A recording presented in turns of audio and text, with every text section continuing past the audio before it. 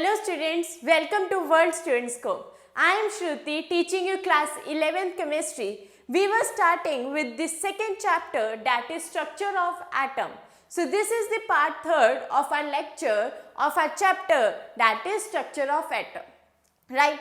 In the previous lecture, we were discussing about the atomic model and we discussed about the first model, that is J.J. Thomson model. हमने last lecture में JJ. Thompson model को अच्छे से study कर लिया था कि JJ. Thompson model क्या कह रहे थे. ठीक है, जब उन्होंने एक एटम के बारे में बात करी, जब उन्होंने बताया कि जो हमारा पूरा शेल है वो पॉजिटिवली चार्ज है और उसके अंदर कहीं कहीं इलेक्ट्रॉन्स एम्बेडेड हैं, ये बात उन्होंने कह दी थी. अब नेक्स्ट साइंटिस्ट जो आए थे वो थे रदरफोर्ड. ठीक है, आज हम रदरफोर्ड मॉडल डिस्कस करने वाले हैं. रदरफोर्ड ने क्या कहा था? रदरफोर्ड ने एक स्कैटरिंग एक्सपेरिमेंट के थ्रू एक्सप्लेन किया था. This was the scattering experiment. ठीक है, आप देख रहे होंगे यहाँ पर एक हमारे पास डिटेक्टर है, that is radio active element है. ठीक है, रेडियो एक्टिव एलिमेंट कौन सा होता है? जो कि रेडियो एक्टिव रेज मतलब alpha beta gamma rays produce करते. ठीक है, तो ये रेडियो एक्टिव सोर्स है, उसमें उन्होंने एक बीच में गोल्ड फॉइल लगाई थी, गोल्ड की पतली सी फॉइल लगाई थी एंड एक स्क्रीन लगाई थी, that was of the zinc sulphide screen. इन्होंने भी जो स्क्रीन लगाई थी वो जिंक सल्फाइड की स्क्रीन लगाई थी. तो जैसे ही इस रेडियो एक्टिव सोर्स में से स्कैटरिंग हुई, मतलब इलेक्ट्रॉन्स इलेबोरेट हुए, तो वो कुछ ना कुछ उनके डायरेक्शंस जो थी वो डिफरेंट थी, वो आज हम स्टडी करेंगे. Rutherford nuclear model of atom पहला हमारा कॉन्सेप्ट आज का. Rutherford and his students bombarded on thin foils of heavy metal like gold, silver, platinum or copper with the beam of fast moving alpha particles. तो उन्होंने क्या किया कि जो हमारे ये रेज थे, जो हमारे रदरफोर्ड और उनके स्टूडेंट थे, उन्होंने क्या किया, एक रेडियो एक्टिव एलिमेंट लिया और उसके सामने एक थिन फॉइल लगाई, लेकिन हैवी मेटल की पतली सी फॉइल लगा दी, जो कि कोई गोल्ड, सिल्वर, प्लैटिनम या कॉपर हो सकती है, बट जनरली हमने गोल्ड के रिलेटेड बात करेंगे. और उसमें कौन से पार्टिकल्स जा रहे थे? अल्फा पार्टिकल्स जा रहे थे. Alpha particles are basically helium particles. Alpha particles जो होते हैं ना वो जनरली हीलियम के पार्टिकल्स होते हैं, दैट इज 2,4. ठीक है, ये हमारे अल्फा पार्टिकल्स इसमें से जा रहे थे. और अल्फा पार्टिकल्स जो होते हैं ना, इनके ऊपर पॉजिटिव चार्ज होता है. ठीक है, अल्फा पार्टिकल्स पे हमेशा पॉजिटिव चार्ज होता है. तो ये पॉजिटिव चार्ज वाले जो पार्टिकल्स थे ये गोल्ड फॉइल पे जा रहे थे. फिर उसके बाद क्या हुआ कि जब उन्होंने ये चीज़ स्टडी करी तो उन्होंने क्या देखा कि जैसे ही ये पार्टिकल्स जा रहे थे, अगर हम थोड़ा सा एग्जाम्पल बनाएं तो ये मेरा डिटेक्टर, ये मेरा अल्फा पार्टिकल का जो रेडियो एक्टिव एलिमेंट है वो, ठीक है, ये मेरी कुछ थिन फॉइल, ठीक है, और ये मेरी स्क्रीन. तो क्या हुआ कि यहाँ पे सबसे पहली चीज कि कुछ पार्टिकल्स तो स्ट्रेट वे चले गए, बिल्कुल स्ट्रेट चले गए. ठीक है, इवन कुछ के 99.9% ऑफ द पार्टिकल्स जो थे वो स्ट्रेट ही गए थे. ठीक है, पहली ऑब्जर्वेशन ये आई. दूसरी ऑब्जर्वेशन आई कि कुछ पार्टिकल्स जो थे वो एंगल के साथ डिफ्लेक्ट हो गए थे, मतलब कुछ एंगल के साथ डिफ्लेक्ट हुए थे, थोड़े डिफ्लेक्ट हो गए थे. ठीक है, और तीसरी ये आई थी कि एक जो वन ऑफ द थाउजेंड्स में से कोई एक रे जो थी वो यहाँ पे टकरा के बिल्कुल अपने पाथ पे ही रिफ्लेक्ट बैक हो गई थी, यहाँ पे दोबारा समझते कि कुछ जो रेज थी वो सीधी चलेगी, देख रहे हो आप यहाँ पे सीधी चलेगी, कुछ जो थी वो थोड़े से एंगल के साथ डिफ्लेक्ट हुई, और एक जो रे थी वो पूरे ही अपने आप को यूटर्न ले लिया उसने, मतलब अपनी ही पोजीशन पे वापस आ गई. तो ये 3 टाइप के हमने पार्टिकल स्टडी करे, जो कि ए, बी और सी से हमने डिनोट कर दिया. तो बेसिकली अब वो क्या कह रहे हैं कि most of the alpha particles 99.9% pass through the foil without any deflection, कि बिना किसी डिफ्लेक्शन के वो सीधा ही पास आउट हो गया. ठीक है, फिर नेक्स्ट है few alpha particles underwent deflection through small angle. कुछ जो थे वो बिल्कुल थोड़े डिफ्लेक्ट हुए थे, कुछ ऐसे सीधे चले गए, कुछ जो थे वो ऐसे यू टर्न में चले गए. और 20,000 रेज में से कोई एक पार्टिकल, कोई एक रे ऐसी थी जो बिल्कुल मुड़ के अपनी जगह पे वापस आ गई, बिल्कुल मतलब कि कह सकते कि 90 डिग्री के एंगल से उसने टर्न ले लिया, बिल्कुल ऐसे गई, टकराई और वापस आ गई, ठीक है, ऐसा हुआ। सो बेसिकली अब वो क्या कहना चाह रहे हैं कि कंक्लूजन क्या बना इधर से। ऑब्जर्वेशन तो मेरे पास 3 आ गई कि जो मेरे स्कैटरिंग हुई उसमें 3 पार्टिकल, 3 टाइप की रेज प्रोड्यूस हुई, रेज टाइप तो नहीं बोल सकते हम, 3 तरह से डिफ्लेक्शन हुई। पहली डिफ्लेक्शन हुई कि बिल्कुल स्ट्रेट चला गया, दूसरी डिफ्लेक्शन हुई कि थोड़े से एंगल से बेंड हो गया, और तीसरी गई कि सीधा गया, यहाँ पे कुछ टकराया उसे और वापस आ गए। ये 3 हमने ऑब्जर्वेशन करी। अब इन 3 ऑब्जर्वेशन का मतलब क्या बनता है, कंक्लूजन क्या निकलता है इससे, वो स्टडी करते हैं। सो इन तीनों से कंक्लूजन ये निकलता है, since most of the alpha particles pass through the foil without any deflection. पहले तो ये हुई थी ना कि अल्फा पार्टिकल्स 99.9% जो थे वो सीधे गए थे, तो इसका मतलब क्या है कि जो हमारा एटम है, ठीक है, उसमें एम्प्टी स्पेस है, there must be sufficient empty space within an atom. तो एक एटम के अंदर बहुत सारा एम्प्टी स्पेस है, मतलब खाली जगह, ठीक है। दूसरी चीज क्या कह रहे हैं, फ्यू अल्फा पार्टिकल्स, कुछ जो अल्फा पार्टिकल्स थे वो डिफ्लेक्ट हुए थे स्मॉल एंगल से, किसी छोटे एंगल से वो डिफ्लेक्ट हुए थे। That means this could be deflected only by some positive body present within the atom. तो देखो कोई भी चीज है, ठीक है, रिफ्लेक्ट कब करेगी, जब उसको सेम चार्ज मिलेगा। अगर फॉर एग्जांपल नेगेटिव मिलता और यहाँ से मेरे पास अल्फा पार्टिकल जा रहा है तो ये तो कोलैप्स हो जाते है ना, क्योंकि opposite charges attract each other. But अब उसको अल्फा पार्टिकल को अगर कोई पॉजिटिव चार्ज मिल जाए अगर पॉजिटिव चार्ज मिल जाए तो क्या होगा, वो बिल्कुल ही टकरा जाएगा, वो बिल्कुल उससे टकरा के और उधर से रिफ्लेक्ट हो जाएगा, वो उसको धक्का मार देगा कि यहाँ से निकल, राइट। तो जो ऑपोजिट चार्जेस है दैट रिपेल ईच अदर, और उसके वजह से यहाँ पे रिपल्शन प्रोड्यूस हुई, मतलब कि डिफ्लेक्शन प्रोड्यूस हुई थी। तो क्या हुआ था कि since few alpha particles were deflected through small angle, कुछ पार्टिकल्स जो थे वो थोड़े से एंगल से डिफ्लेक्ट हुए थे। क्यों, क्योंकि उधर कोई ना कोई पक्का पॉजिटिव बॉडी होगी, तभी हल्की सी डिफ्लेक्शन हुई है, मतलब कि हल्की सी ऐसे सिर्फ, ये नहीं कह सकते कि हम 90 डिग्री से हुई है, 90 डिग्री से हुई होती तो वो बिल्कुल परपेंडिकुलर चली जाती है ना, लेकिन यहाँ पे परपेंडिकुलर नहीं गई, हल्की सी, मतलब कुछ आप कह सकते हो 30 डिग्री, 45 डिग्री, 60 डिग्री, इससे डिफ्लेक्शन हुई है। तो ये यहाँ पे स्पेसिफाई किया है कि अगर थोड़ी सी डिफ्लेक्शन हो रही है, छोटे से एंगल से डिफ्लेक्शन हो रही है, तो इसका मतलब क्या है कि कोई पॉजिटिव बॉडी प्रेजेंट है जिससे वो टकरा के रिफ्लेक्ट हो गई। नेक्स्ट कंक्लूजन वॉज कि अब जो था अल्फा पार्टिकल्स जो थे, ठीक है, एक जो था उसमें से हमने बोला कि 20,000 में से कोई एक जो था, ठीक है, वन ऑफ दी 20,000 20,000 रेज में से कोई एक जो रे थी वो बिल्कुल क्या कर गई थी, रिफ्लेक्ट बैक कर गई थी, बिल्कुल ही यू टर्न उसने ले लिया था। उसका मतलब क्या है कि यहाँ पर कोई हैवी पॉजिटिव चार्ज बॉडी है, हैवी, बिल्कुल ही हैवी पॉजिटिव चार्ज बॉडी है जिससे वो टकरा के वापस आई है। कहने का मतलब क्या है, since some alpha particles were deflected back and alpha particles are heavy particles, alpha particles भी हैवी पार्टिकल्स है और वो बिल्कुल ही रिफ्लेक्ट बैक हुई है। This could be deflected back only when they strike some heavy body inside the atom. तो इतनी अच्छी डिफ्लेक्शन, मतलब एकदम टकरा के अपने आप को बाउंस बैक करना कब होएगी, जब कोई हार्ड ऑब्जेक्ट से टकराएगी। फॉर एग्जाम्पल अगर मैं बॉल जो है वो स्पॉन्ज बॉल जो होती है वॉल पे मारूंगी तो वो बिल्कुल रिफ्लेक्ट बैक होती है। क्यों, क्योंकि जो हमारी बॉडी है, वॉल जो है वो हैवी है, राइट, स्ट्रॉन्ग बॉडी है।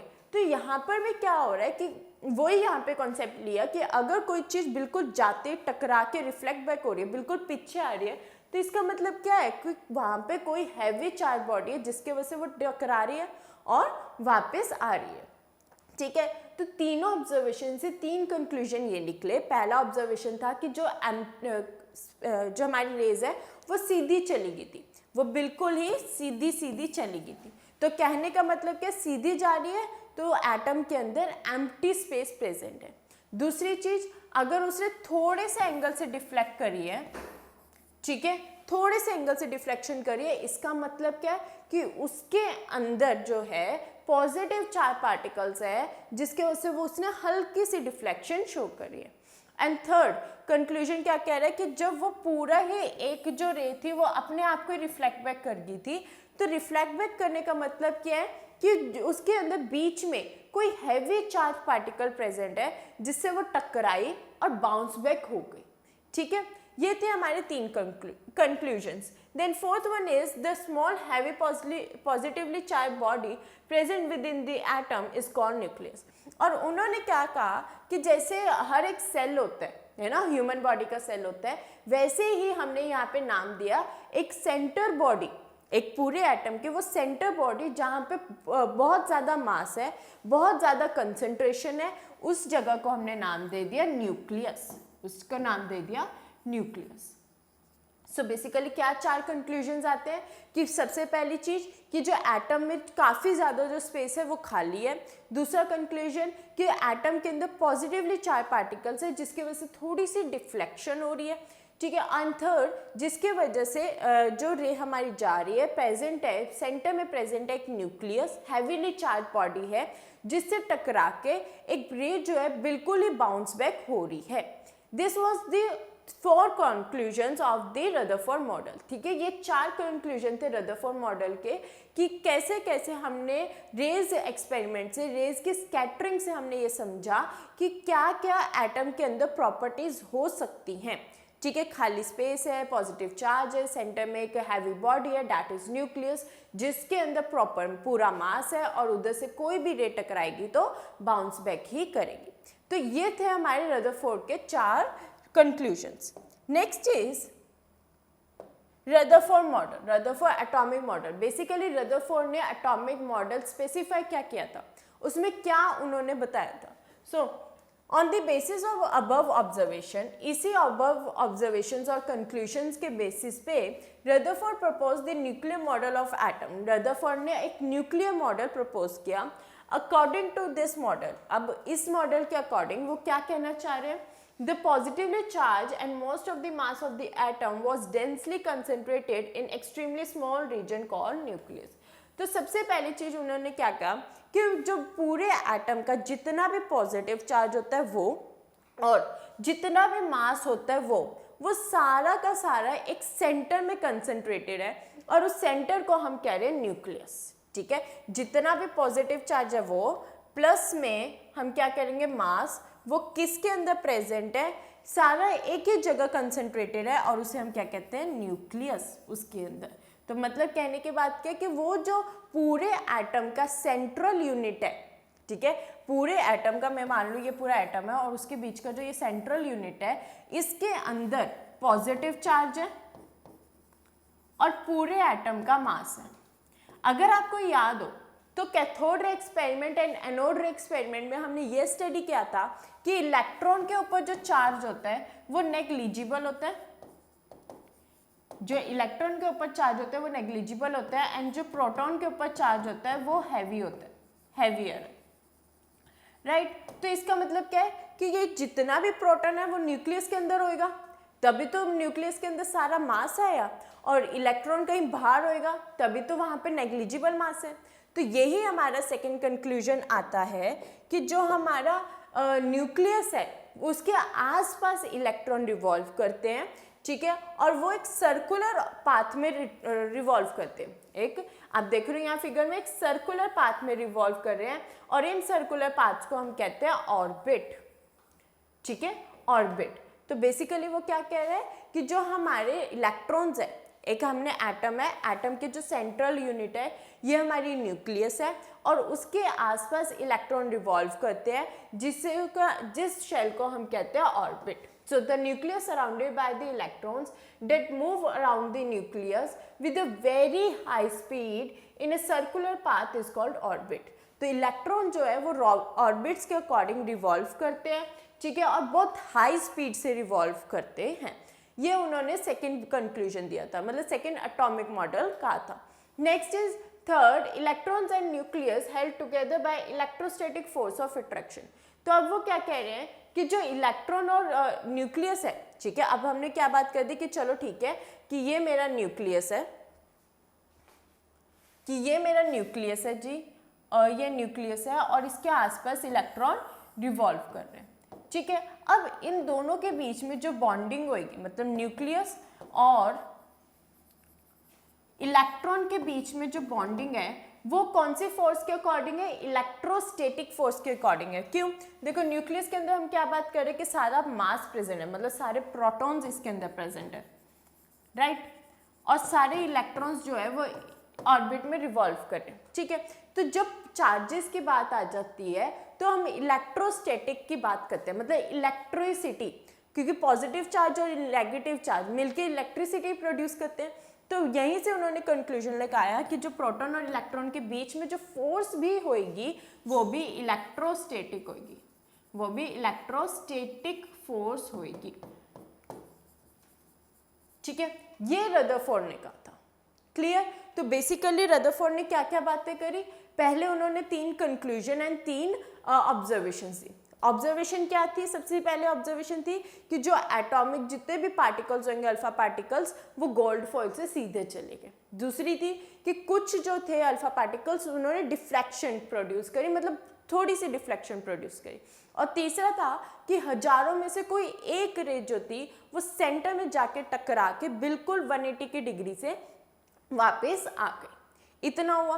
फिर इसके बेसिस पे उन्होंने कंक्लूजन दिए। कंक्लूजन क्या कहा है कि अगर वो सीधी गई है इसका मतलब कि उसको कोई बीच में अड़चन नहीं मिली, ठीक है, और अगर कोई ऑब्स्टेकल नहीं मिला है तो वो सीधी गई है, मतलब कि एटम के अंदर स्पेस जो है वो खाली है। दूसरी बात क्या कही कि अगर थोड़ी सी डिफ्लेक्शन मिली है तो कोई ना कोई कहीं ना कहीं पॉजिटिव चार्जेस प्रेजेंट है जिससे टकरा के अल्फा पार्टिकल्स रिफ्लेक्ट हुई हैं। और थर्ड जो है कि सेंटर में कोई एक ऐसी हैवी चीज पार्टिकल प्रेजेंट है जिसके वजह से पूरा जो मास है एक एटम का वो उधर ही कंसंट्रेटेड है और उसे हमने न्यूक्लियस कहा है। और अगर न्यूक्लियस से कोई रे टकराएगी तो वो बिल्कुल ही अपने आप अपनी पाथ को वापस रिट्रेस कर लेगी, वहीं पर ही वापस आ जाएगी। फिर रदरफोर्ड ने एटॉमिक मॉडल दिया। एटॉमिक मॉडल में वो क्या कहा है? उन्होंने पहली बात करी कि जो हमारे न्यूक्लियस है, ठीक है, उसमें जनरली बहुत सारा प्रोटॉन है, मतलब जितना भी हमारा पॉजिटिव चार्ज है वो न्यूक्लियस के अंदर है और जितना भी मास है पूरे एटम का वो भी न्यूक्लियस के अंदर है। पहली चीज। दूसरी चीज उन्होंने क्या कही? दूसरी चीज यही कही है कि जो इलेक्ट्रॉन्स है वो न्यूक्लियस के अराउंड रिवॉल्व करते हैं और वो एक जो सर्कुलर पाथ में रिवॉल्व करते हैं, ठीक है, उस सर्कुलर पाथ को हम ऑर्बिट्स कहते हैं। और तीसरी बात कही उन्होंने कि जो न्यूक्लियस और इलेक्ट्रॉन के बीच में जो फोर्स है, जो मतलब उनको बाइंड करके रख रही है, इकट्ठा करके रख रही है, वो फोर्स इलेक्ट्रोस्टैटिक फोर्स है, ठीक है। ये था रदरफोर्ड का अभी तक का मॉडल। अब हम पढ़ेंगे रदरफोर्ड के लिमिटेशंस क्या थे, क्या क्या उनको प्रॉब्लम आई। तो क्या प्रॉब्लम आई थी उनको? सबसे पहली चीज थी कि वो जो थे रदरफोर्ड जो थे, मैक्सवेल एक साइंटिस्ट थे, ठीक है। मैक्सवेल ने अपने अकॉर्डिंगली क्या कहा था कि अगर कोई चार्ज पार्टिकल एक्सेलरेट कर रहा है, अगर कोई चार्ज पार्टिकल एक्सेलरेट कर रहा है तो कभी ना कभी वो अपने सेंटर में आके गिर जाएगा, ठीक है। अगर फॉर एग्जांपल देखो ये न्यूक्लियस है, इसके अराउंड न्यूक्लियस इलेक्ट्रॉन ऐसे रोटेट कर रहा है, ठीक है। तो कहने का मतलब क्या है कि कभी ना कभी ये अगर इतना एक्सेलरेट कर रहा है, इतनी उसकी हाई स्पीड है, तो ये कभी ना कभी इस न्यूक्लियस के अंदर आके गिर जाएगा, इसके अंदर आके गिर जाएगा। बट ऐसा नहीं होता है ना, एटम के अंदर तो नहीं ऐसा होता। तो ये क्यों नहीं होता ये रदरफोर्ड नहीं बता पाए थे। सो क्या कहना चाह रहे हैं? According to Rutherford model, electrons move around the nucleus in a well defined orbit. जो इलेक्ट्रॉन्स है वो बिल्कुल ऑर्बिट के अकॉर्डिंग एक एटम के अंदर रिवॉल्व करते हैं। अब मैक्सवेल ने क्या कहा कि इलेक्ट्रोमैग्नेटिक थ्योरी, मैक्सवेल की एक इलेक्ट्रोमैग्नेटिक थ्योरी, इलेक्ट्रोमैग्नेटिज्म एक सब्जेक्ट है जहाँ पे इलेक्ट्रिसिटी और मैग्नेटिज्म के बारे में हम स्टडी करते हैं, ठीक है। तो मैक्सवेल ने जो अपनी इलेक्ट्रोमैग्नेटिक थ्योरी दी थी उसके अकॉर्डिंग उन्होंने सजेस्ट किया था that charge particles when accelerate should emit electromagnetic radiation. तो क्या उन्होंने क्या कहा था कि जो चार्ज पार्टिकल्स अगर मूव कर रहे हैं, ठीक है, तो वो कोई ना कोई रेडिएशन, मतलब कि इलेक्ट्रोमैग्नेटिक रेडिएशंस प्रोड्यूस करेंगे। अगर रेडिएशन प्रोड्यूस करेंगे तभी तो इनको ऊपर इलेक्ट्रिसिटी का इफेक्ट होएगा, है ना, मैग्नेटिज्म का इफेक्ट होएगा, तो ये सारे इफेक्ट्स आएंगे। ठीक है, तो यहीं से उन्होंने क्या कहा कि अगर कोई भी चार्ज पार्टिकल एक्सेलरेट कर रहा है, मूव कर रहा है, तो उसके अंदर इलेक्ट्रोमैग्नेटिक रेडिएशन हमेशा प्रोड्यूस होंगी। ये मैक्सवेल ने कही बात। तो अब क्या प्रॉब्लम हुई, therefore an electron in an orbit will emit radiation. तो एक इलेक्ट्रॉन जो होगी एक एटम के अंदर वो भी रेडिएशंस को प्रोड्यूस करेगी। द ऑर्बिट दस कॉन्टिन्यूज टू श्रिंक, और इसके वजह से क्या होगा, ये पहले ऐसे घूम रहा था, ठीक है, अब ये क्या हो जाएगा, अब ये और छोटा हो जाएगा, फिर धीरे धीरे ये क्या होना चाहिए, और छोटा होना चाहिए।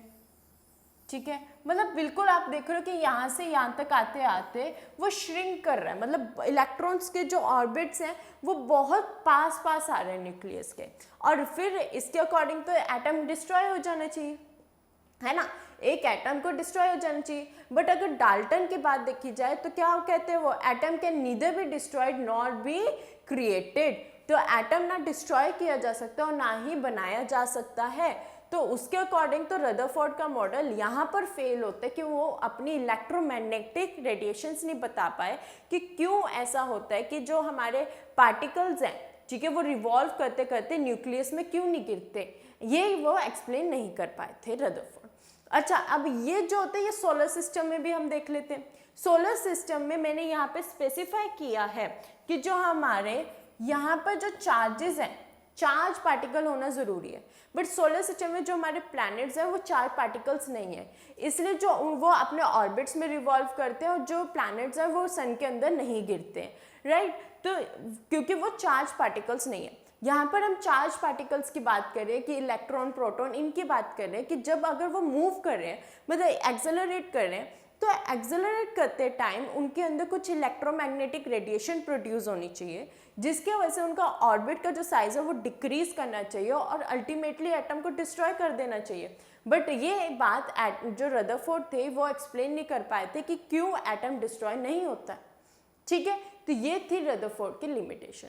तो ये थे हमारे दो models, that is J Thomson model and Rutherford model. ये जो थे ये पहले दो मॉडल थे जिन्होंने एटम की स्ट्रक्चर के बारे में बात कर दी।